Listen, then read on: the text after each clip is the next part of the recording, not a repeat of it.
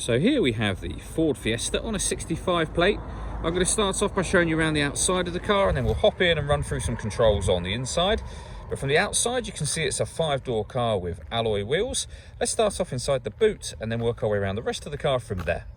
As we approach the boot, you can see we've got plenty of space in there, along with that 60/40 split folding rear seat, should you wish to increase this space even further. Okay, so we're just going to work our way back round to the front of the car, and then we'll hop in and run through some controls on the inside.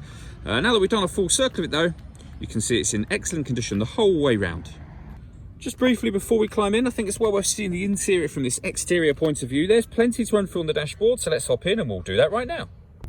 Okay, now that we're inside the car, we're going to start with the dials. On the left-hand side, we have the rev counter, and on the right-hand side, the speedometer. In the middle at the bottom, we have the fuel gauge, and above that, the total miles for this car, which are only 7,636, so very low mileage for the car's age. You can change information displayed there for various bits of trip computer info by pressing the button on the end of the indicator stalk. If we back out to the steering wheel, we have stereo controls and phone controls, including voice activation in the middle there. You won't be able to use that until such time as you paired the phone up, of course, and that is done by pressing the phone button here and then following the instructions on screen above that. When it comes to music, we of course have the radio. We have FM radio, as you can see, AM as well, and then DAB on top of that.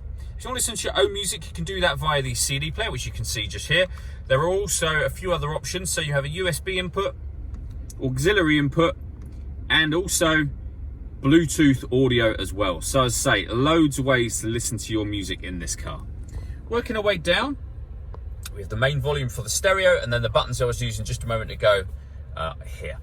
We have deadlock, so you can lock the car doors from the outside, and your hazard warning lights below that.